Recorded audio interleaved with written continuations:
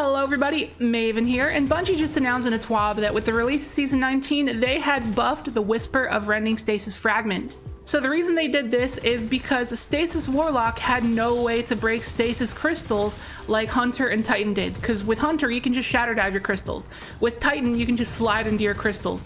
Warlock has nothing. And Bungie intended for Whisper of Rending to be Stasis Warlock's way of breaking crystals. It said that kinetic weapons deal increased damage to Stasis Crystals and frozen enemies. So you'd be able to one-shot your Stasis Crystals.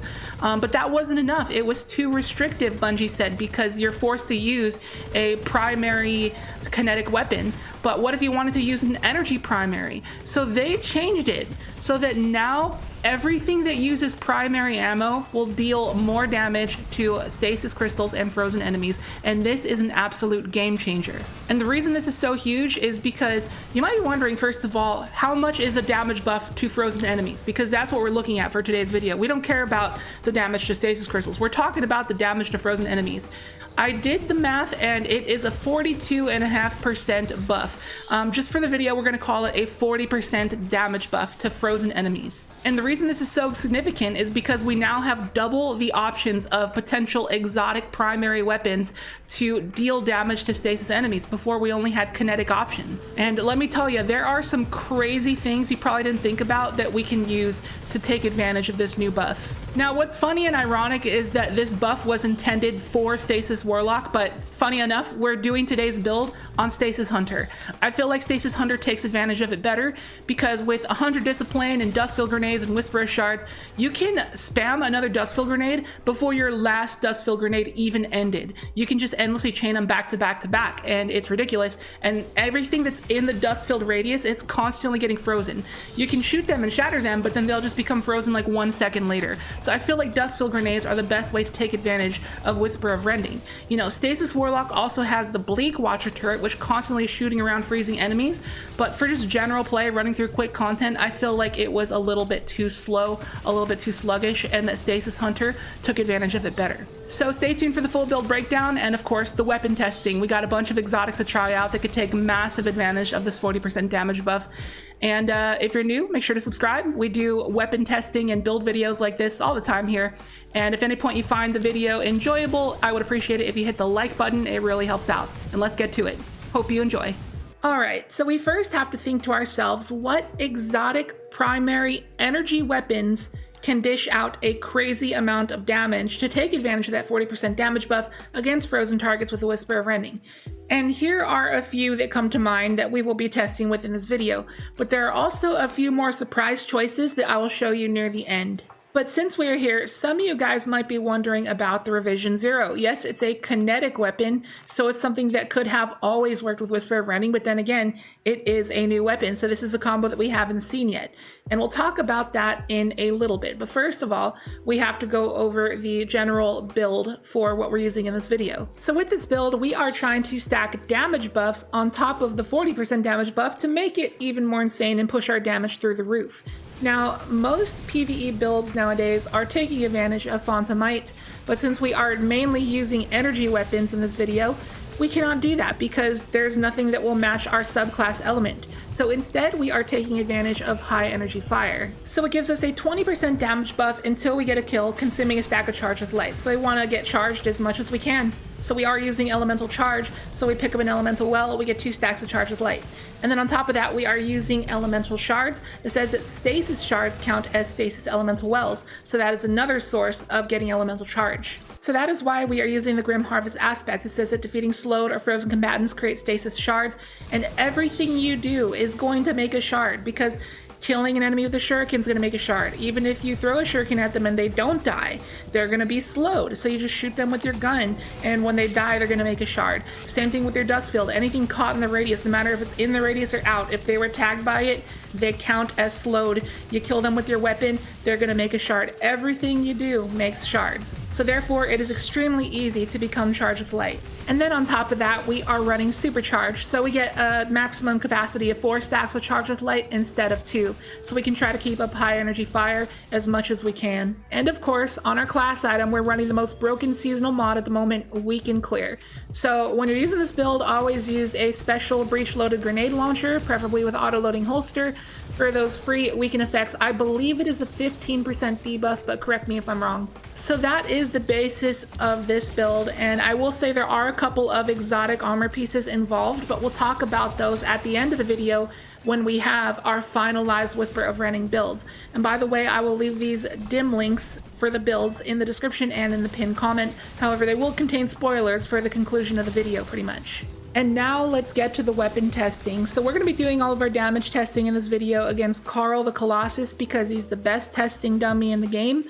And now this is very important, but first things first, we have to show off the damage of a rocket launcher, just so it can put into perspective the damage that all of the exotics in this video will be doing as primaries compared to a rocket. So as you can see here, it takes 3 rockets to take down Karl, so remember that for later. So the first exotic we're going to be showing off here is the Devil's Ruin. As you know, this thing has the super burst. You can hold down the fire button and it's going to turn it into that laser, that fusion rifle mode that just does a ton of damage for a primary. So anyways, we're going to show the base damage with no buffs at all against Karl first, and then show you what it's like when we have all the buffs in place. So at the base level here against Karl, it takes about 4 bursts. It's pretty slow, not ideal. Now when we go and stasis an enemy to death and get a shard, get charged with light so we have high energy fire, we shoot that we can clear and we freeze Karl. This is how much damage we're doing. It's significant improvement. I was hoping that it would 2 burst him, but it's about a 2.5 burst. So it was very dang close, but it was a good effort. But I still gotta say, it's a little bit too slow to kill. So I'm not the biggest fan of Devil's Ruin since it doesn't really take advantage of the full auto retrofit mode in the gameplay tab. Bungie really needs to fix that. Next up is the Teraba, and if you don't know how much damage the Teraba does, I highly recommend you go and check out my all exotic primary weapon DPS testing video. I will link that in the card up above in the top right corner, and you can see just how epically insane Teraba is for damage already. So here is the base unbuffed damage against Karl, and as you can see, even though we have no buffs, it still shreds him because Teraba is just that insane. However, we can do better. And now here we go with the freeze. So yeah, I honestly thought when I first started the testing for this video that Teraba was going to be the end-all be-all option. I thought nothing was going to be better than Teraba, but boy was I wrong, and we'll get to that later in the video. And next up, we got the Fighting Lion. Now, it is a grenade launcher that uses primary ammo. So as you can imagine, it takes decent advantage of shatter damage and hitting a frozen target with Whisper of Rending. And one of the perks of it here is that it does proc its own weaken clear, at least for this season. Now, it isn't the most effective ad clear weapon in the world unless you're using it on Stasis Titan with the Glacier Grenades, but it gets the job done and it's fun to use, but I don't think it's the most practical thing to use. It's kind of just pretty niche, and I think if you're going to use this thing, you should pair it with the exotic Hunter Gauntlets, the Sealed Ahamkara Grasps, because you can just throw a Stasis Shuriken to instantly reload your Fighting Lion, and that'll definitely help for its DPS output. But I would say this is more of a fun thing to use rather than a good thing to use. So next up is the Vex MYTHOCLAST, but first things first, we're going to slide the Revision 0 underneath it real quick, because like I said earlier, I know some people will be curious about it, and the Revision 0 is pretty much just the Walmart Vex MYTHOCLAST. This thing is garbo. Do not use this, but I'll show the damage against Karl just straight up with the buffs. I scuffed it up like crazy. I missed a crit. He wasn't frozen. It was bad. You know, I could have got a nice clean kill on him, but it was just, you know, it wasn't worth doing the full test for this thing. It was so terrible. Like, it's way too convoluted to get those sniper shots online. It takes far too many crits. So I would not recommend this thing in the slightest. But now on to the Vex MYTHOCLAST. Now this thing is so much better because its linear mode is so much easier to activate. You don't need a trillion crits. All you need is to kill 6 red bars. You know how easy that is in any area in Destiny 2? It is stupidly easy to get those linear shots online, and they're so much easier to hit because you don't have a trillion zoom, and also they do more damage. So first things first though, like we did with all the others, we're going to show the unbuffed damage against Karl just from the base level. So it's not too bad at the base level, but definitely could have killed a little bit quicker. You know, unbuffed like this, you're going to want to pair it with the heavy. And now with the damage stacking active, we managed to take out Karl in just the linear shots alone. So yeah, pretty good, not gonna lie. Now, if you were going to use the Whisper of Rending build in higher level content where you need some range, need a safer exotic to use, one of my recommendations would be trying the Vex MYTHOCLAST. I think it is an S tier weapon. Next up is the Tiku's Divination. Now, I would have rather tried Hierarchy of Needs in this video, however, I do not have that yet, unfortunately. The Hierarchy of Needs technically does more damage than the Tiku's, but the Tiku's is still a pretty heavy hitter. But as you can see here at the base level, it's really not doing too much against Carl. Doesn't seem like a very good option. But just what I like about this thing is that you can sit way the heck back. It's a pretty heavy hitter from far away. And now with the freeze active, it's not that great, but it's not that bad. It's kind of like in the middle. And similar to Vex MYTHOCLAST, the Tiku's Divination is just a really safe option to use for higher level content because you can keep a distance. I personally really enjoy it, and on my own time, I'm probably going to be using the Tiku's with this build. And now we get to the Symmetry. The Symmetry is similar to the Revision 0 in where you need to hit crits in order to activate its Dynamic Charge Revolutionary perk. But it's a lot more forgiving. You don't need nearly as many crits as the Revision 0 does. So it's not as bad, but it's still a little convoluted, I'll admit. But before we show the damage for this one, we have to talk about our first exotic armor piece of the day. This is the Mask of BAKRIS. It replaces your dodge with, you know, that sneaky little dodge. And it also gives you a 10% damage buff to your arc weapons for 11 seconds. And that is going to tie into our arc exotic primary weapon options. So now that we have an arc exotic on the table, it is time to bust out the Mask of BAKRIS. Now, starting with the base damage against Carl, you know, the Symmetry, it's not that bad, but it's annoying to have to activate perks like this, like the Revision 0, like the Symmetry, where you gotta hit crits, you gotta get something online. You know, with the Vex MYTHOCLAST, it's way easier to get your linear shots online, but with these, it's a little bit annoying. And now with the freezies and the buff active, you know, it kind of shreds and it heat seeks as well, but again, it just takes too long to activate the perk. Next up is the Trespasser, and this one we are sticking with the Mask of BAKRIS because it is an arc exotic primary. So the Trespasser, as you know, you reload after a kill and you get that unrepentant super burst that just does a crazy stupid amount of damage. So that's why this weapon is so good for ad clear. It just eats through any red bar like it's nothing, and it has no trouble at all shredding through any orange bar in the game either. And it will always deal a hefty chunk, if not one-shot yellow bars as well. It's just that when you're trying to take down a yellow bar with this thing, there has to be little trash mobs around for you to get that unrepentant super burst. That's the one problem with it. So it's more of an ad clear weapon, but it can still chunk majors. So as you can see at the base level, it's not really meant for this kind of thing, taking down majors like Carl. You know, it's chunking them pretty well, but it definitely needs a little bit of help. And this is where my mind was blown. After our buffs and our little BAKRIS dodge and our freeze, we managed to pick up the 2-shot on Carl. Given we did shoot a grenade launcher shot and there was a little bit of change in there, and we had to pull some strings because there had to be some little ads around for us to proc our unrepentant super burst, but still, 2-shotting Carl with the sidearm when it took 3 rockets? Yeah, it's very strong for a sidearm, and especially with the BAKRIS and with the unrepentant super burst, it is very good for ad clear. This is definitely the far superior arc weapon than Symmetry, and this is where it gets to our first build of the day. So this is the first build of today's video, Mask of BAKRIS. We got triple 100s in mobility, discipline, and strength so that we can spam our stasis abilities as much as we can, get those stasis shards.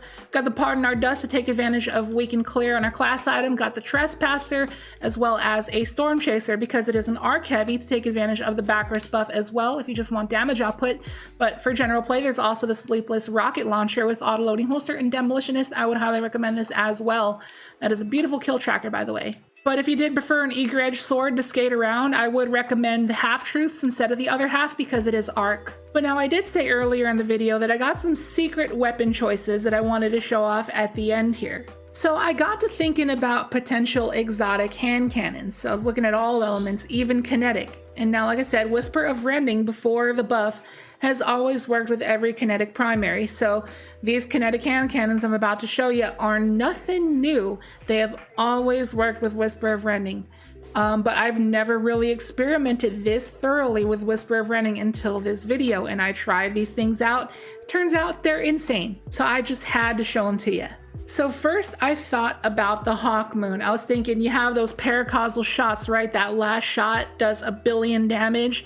And if you stack that 40% damage buff when he's frozen on top of that, that is going to be nutty. And it is. So I tried that out. I froze Carl. I had the high energy fire and bam, it just chunks him for like a massive amount of his health. And I was thinking, yeah, this is a pretty good thing to do. But then I got to thinking about other potential exotic hunter armor. And that is when I thought about the Lucky Pants. The Lucky Pants give you a massive damage boost on each shot of your hand cannon. There's a lot of convoluted stuff with the Lucky Boots. I'm just gonna assume you know how it works. I'll post the damage numbers if I can find them online. But yeah, it's a pretty hefty damage buff. So with the Hawk Moon, we were able to actually kill Carl in just 1 magazine. This was a pretty scuffed take. Actually, I had a better take, but I forgot to record it. But yeah, we do manage to take him out in 1 magazine. It was pretty good, but you have to kind of hit all of your crits. So it was kind of hit or miss. A lot of the time I didn't manage to pick up the 1 clip kill, but still the fact that we can kill Carl in 1 clip of primary ammo when it took 3 rockets is pretty good. So since I was on the topic of messing around with potential Lucky Pants builds with Whisper of Rending, I was like, I'm gonna try out some other hand cannons. I'm gonna try out the Malfeasance. Now right off the bat, as you can see in this damage testing right here, we absolutely obliterate Carl. And I did this more and more times just to make sure that it was gonna work like this consistently. And yes, the Malfeasance absolutely destroys Carl's face in 1 clip, no problem at all. And unlike the Hawk Moon, you don't really have to worry about hitting crits.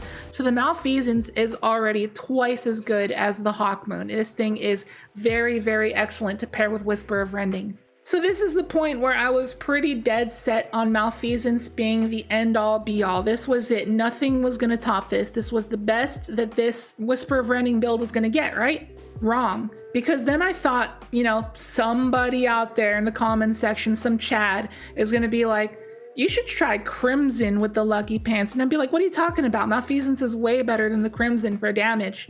But I humored it. And I tried the Crimson. Turns out this thing is stupid.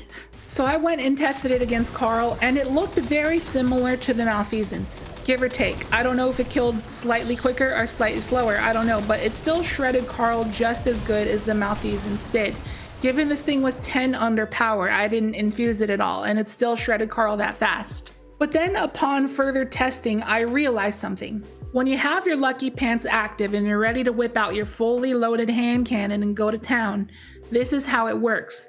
Each hit of your hand cannon on a target is going to put 1 stack of damage buff on the left side of your screen, stacking up to a maximum of 10 stacks. Come to find out that since the Crimson is a 3-round burst weapon, it's gonna stack up to times 10 damage stacks way quicker than every other hand cannon. It's gonna count each shot of that burst towards the Lucky Pants perk. So this is by far the strongest thing to pair with the Lucky Pants. And that brings us to our final build for today's video that will also be in the dim links down below.